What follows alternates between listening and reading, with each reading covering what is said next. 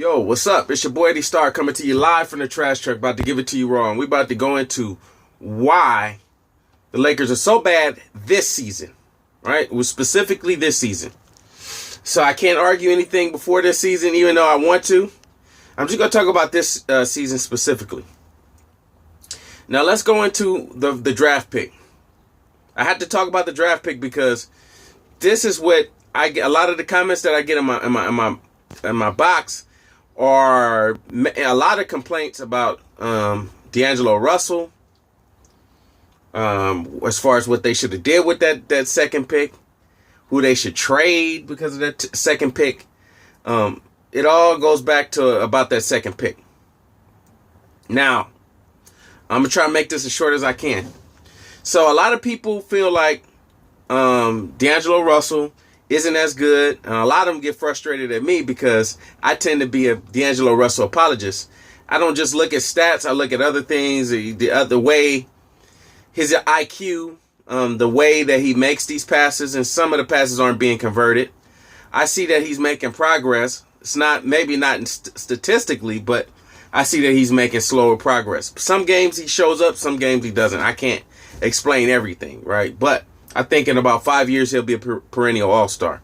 So you have some people that are upset with Jim Buss about making that pick when Okafor could have been seen more as a sure thing, because Okafor would have fit with, was it Randall and Kobe, and it would have been like a Twin Towers kind of deal where you had Okafor, Randall, and you already had a point guard, Jordan Clarkson, many Laker fans say, and what was the point of getting Russell if you already had Clarkson, right? And so it kind of made no sense, right? So a lot of people are upset about that. I happen to be behind the D'Angelo Russell pick. I think it was a riskier pick. However, I think that it was a right pick. So a lot of anger is towards D'Angelo Russell. I can't really be mad at D'Angelo Russell because hey, he got picked second, and I believe that is the right pick.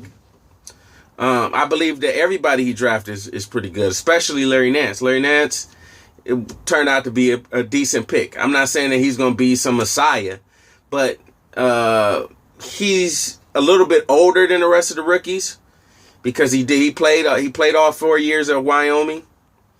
But we have to wait and see, right? And I think Anthony Brown's going to be a fine player. I think Jordan Clarkson's a great player. I think the players that they pick through the draft, they don't get enough credit. They actually have a great eye for talent.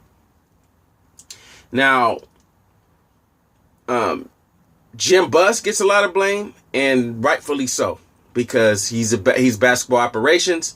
So somebody has to be blamed for this, and it comes down to Jimmy Buss, right? And then it also comes down to Byron Scott. Earlier in the season, it was Kobe Bryant and Byron Scott.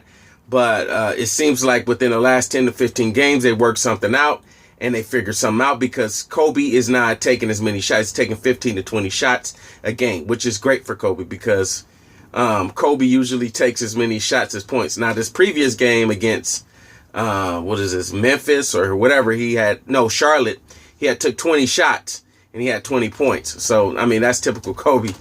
But for him to be taking 15 to 20 shots, that's considered low volume for Kobe. So I don't really blame Kobe as much because Kobe has tapered down a little bit. Now, beginning of the season, Kobe had a lot of blame because he was taking a lot of unnecessary, dumb shots. And like, why are you taking this many shots? It doesn't make any sense at this level of your career. So it's a lot of blame being thrown around. Who's responsible? I think what it comes down to is free agency. Right? Because Lakers haven't recovered since Pau Gasol. They haven't found a free agent that'll come in and support Kobe since Pau Gasol left.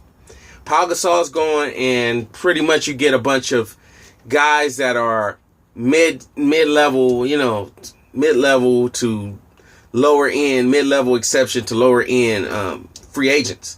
These guys don't have any potential. These guys are pretty much older, or if they're young, they're pretty much seen as a project, and, you could pay them cheap. These guys are have pedestrian stats. And Yeah, these guys have like pedestrian stats. These guys have mediocre stats, and they're not. They're pretty much at their level. They're not going to get any better than where they're at.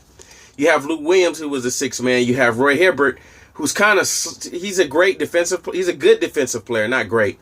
He's a good defensive player, and that's all he is. He's on offense. He's a liability because he's a slower center. That's one of the reasons why the Pacers got rid of Roy Hibbert and they drafted Miles Turner, because they wanted more somebody quicker. And the Lakers are signing mid-level exception or players that are like 1 or 2 years, and these guys don't have enough talent. These guys aren't like Lamar Odom. These guys aren't like Robert Horry. These aren't great supporting players, a great supporting cast. These are lower end, and the reason that they're making these acquisitions and the reason why they're making these trades or getting these lower end free agents, because you know why? I have more opportunity for salary cap. That way, when I get in front of a Kevin Durant, I can woo him. But I don't think. I think that the Lakers need a lot of work as far as wooing free agents. Right? You're doing all of that. You're signing the mid-level exception to the lower end free agents, but there's no guarantee that these free agents are going to even going to sign with you, because you had the opportunity to sign LaMarcus Aldridge. But I honestly believe that LaMarcus Aldridge, once he sat in front of Greg Popovich, who is the best coach in the NBA, Greg Popovich has swag enough to, woo people to come to the Spurs. And if Greg Popovich, if you're a top-notch player and Greg Popovich says, look, you can come to my system, I'm going to make sure you get rest, and you're going to have a likelihood to get rings. I think that LaMarcus Aldridge looked at the Spurs as a better situation than the Lakers. Right? So, he can say whatever you want to say, but if you're a free agent, you want to go to the Spurs if you had the opportunity, right? Because the Lakers are just in bad shape. So, whatever the case may be, LaMarcus said he wanted to come to the Lakers. It was so bad they had to call him for a second time, and it was just all bad. It was embarrassing.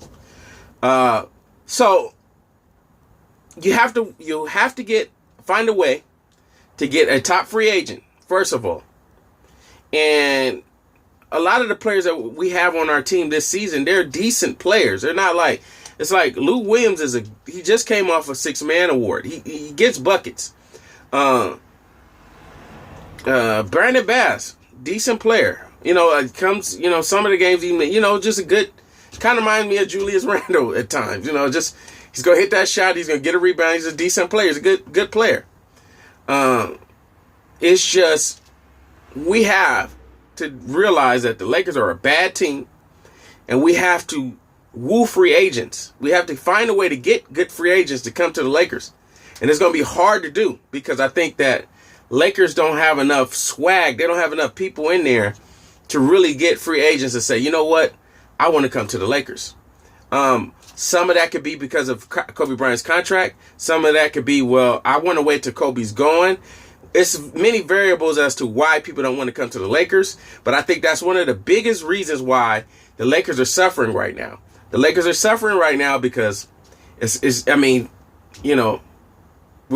look at the squad. Look at the team. And maybe next year you probably won't get no free agents because they look like, what? This is a bad team. I'm just going to be here by myself. Now, if you can get Jimmy Buss to say, look, I'm going to surround you with the players. This is my plan. I have a plan. This is a special plan. I'm willing to do whatever it takes to get you to come and get in the Laker jersey, because it's going to take more than Kevin Durant. It's going to take Kevin Durant and somebody else, because we're going to lose Kobe too. We're going to lose a superstar, and we're going to have D'Angelo Russell. We're going to have, the good little role players. But for the most part, what I think that the Lakers need to do is get about two good players, two decent players. You can have one super alpha, like a Kevin Durant, and then you can have a bunch of, you get somebody else. But you find somebody else through free agency, and you get a bunch of role players. That's if you look at all the championship teams, the Warriors, they have players that know their role. These are great role players. Draymond Green is highly productive. All of the guys that's on the Warriors are highly productive. The guys the Cleveland Cavaliers, highly productive.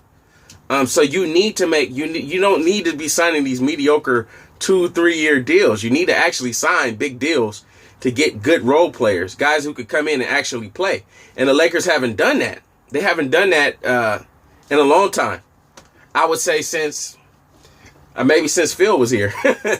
But that's my take on it, guys. I'm Eddie Starr. Like, comment, subscribe. Peace.